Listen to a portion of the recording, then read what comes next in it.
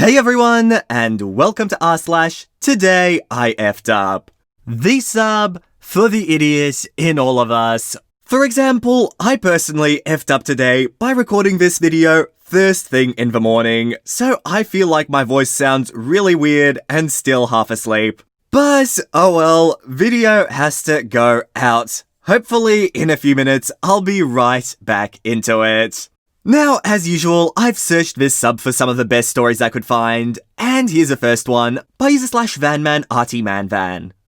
So, this incident was actually this past Friday, when I settled in after a long week to watch a movie with my parents. A couple of minutes in, let loose a big yawn, because I was a little worn out after a long week at my internship. Suddenly, I felt my jaw kind of click into place. Which happens sometimes, but I can almost always just close it back normally. I should point out that one time about 2 years ago, I did the same thing and had a big yawn and couldn't close my mouth for about 2 minutes. But eventually, that sorted itself out.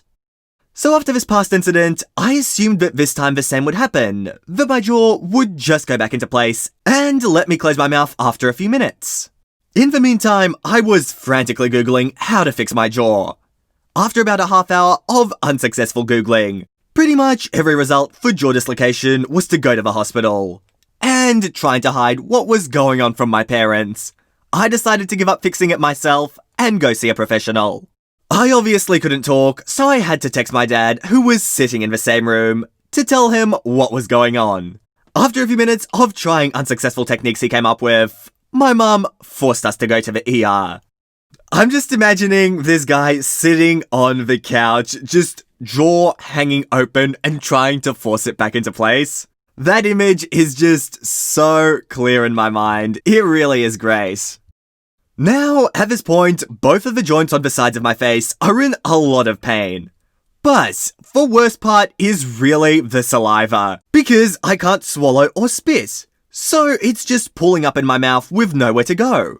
I've got a towel with me, but by this point, it's almost completely covered in spit. And I accidentally placed it in my lap, so it looks like I peed myself too.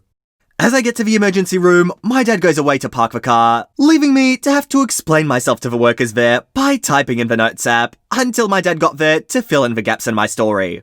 I should also point out that we decided to go to the smaller, older hospital about 5 minutes from our house rather than the enormous, brand new one 15 minutes away on the other side of town.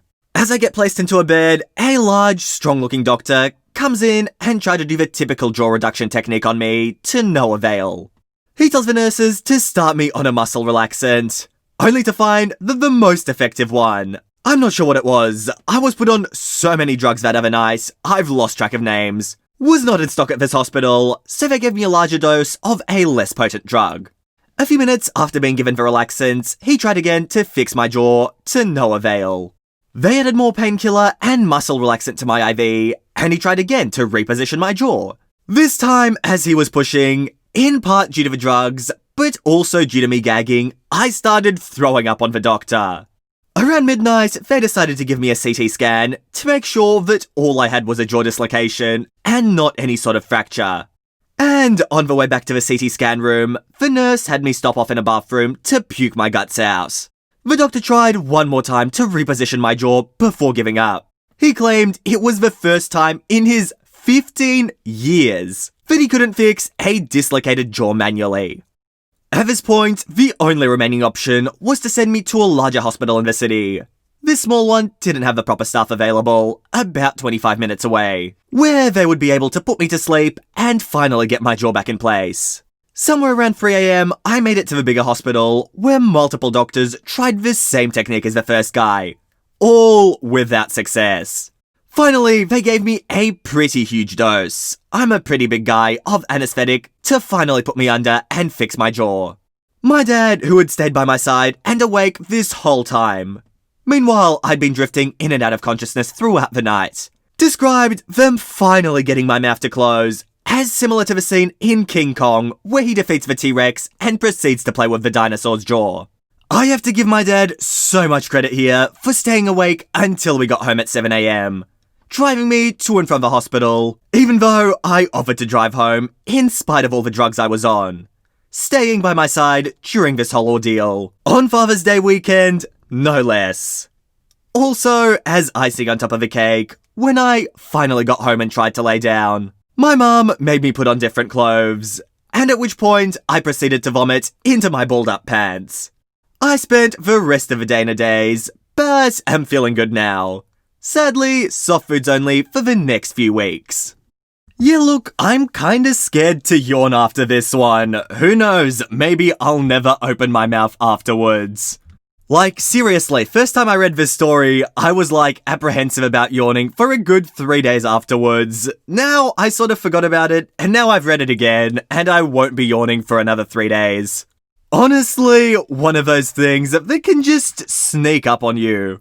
Like, you never know when this could happen, could be an absolute nightmare. And here's the next post by user/Platonic1. Today I effed up by letting the cat get my wife pregnant. Technically, this happened about 3 weeks ago, since the test just came back positive. Some background. Last year, my wife and I had our first child.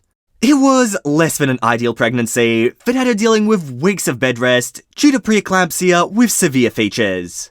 It wreaked total havoc on not only her physical health, but her mental health as well. Fortunately, everything was alright in the end, and she gave birth to our healthy 4-pound 2-ounce boy, just shy of 2 months early, who's doing fantastic now. Due to the difficulty of this first pregnancy and concerns over the virus, we decided it was best to put off kid number 2 for at least a couple of years. She started birth control shortly after giving birth to be sure we had no surprises. But the pill tends to make her very sick and she wanted to lose weight, so she stopped taking it. We thought rubbers would be enough, but that's where our cat comes in. Our cat is an evil genius. I seriously think the greasy orange little devil is still smarter than our nearly 1-year-old. He gets into everything. And I do mean everything. No door, drawer, or cabinet can stop him. And if he knows where something he wants is, he will find it. It's so bad that for weeks after adopting him, I thought there were poltergeists in the house. Because each morning I'd wake up to find every single cabinet door in the kitchen wide open. So how did I F up and let him impregnate my wife? Well, my first F up was storing the condoms in the same drawer as the Q-tips, which he loves to get into and shred apart.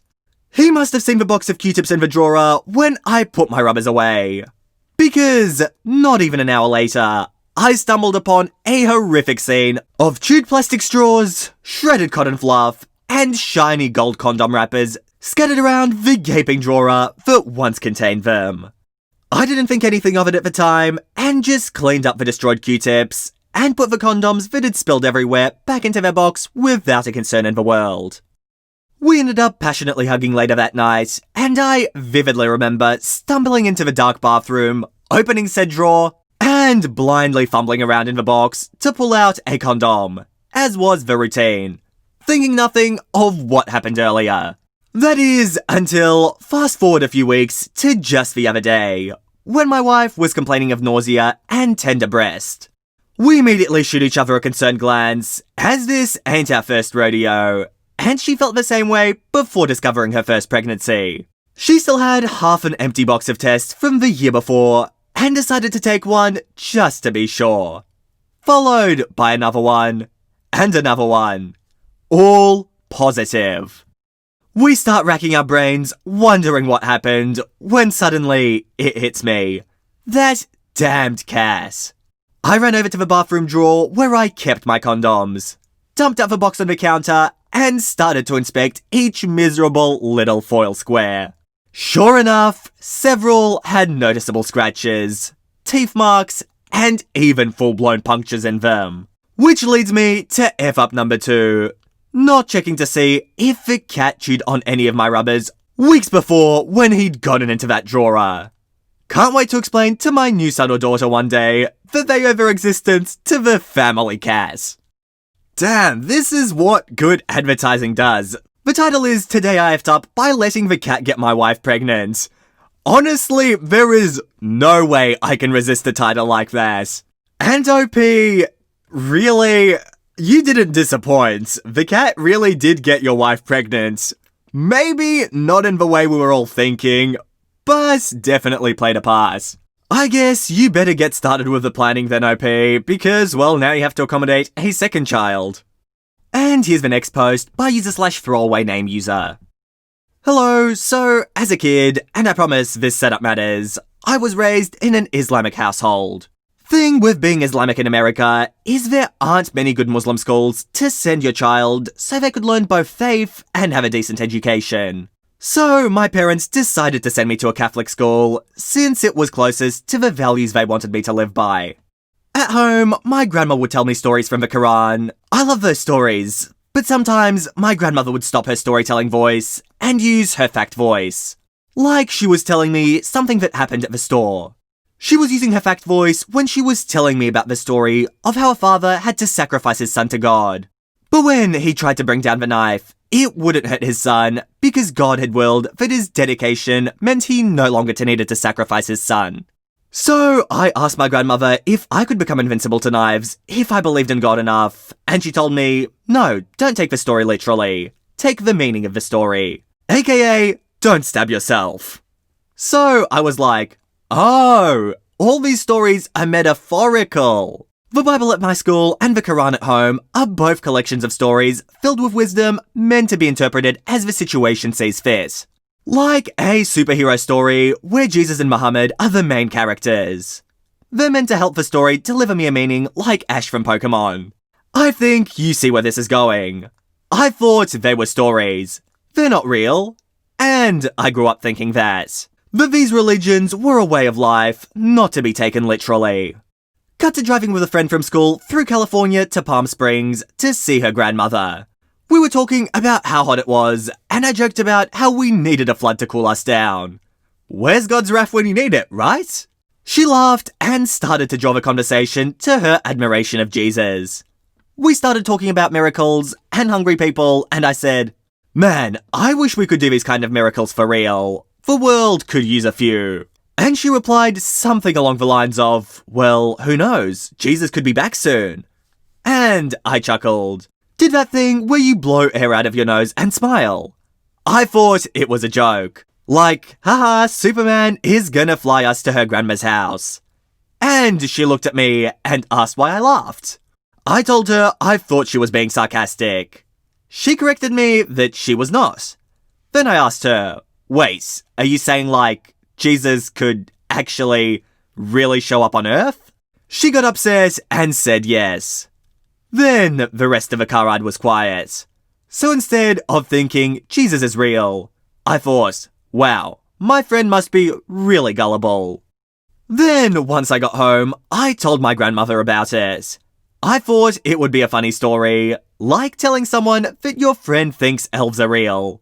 But she looked at me and went, OP, Muhammad is real, and so was Jesus. What are you talking about?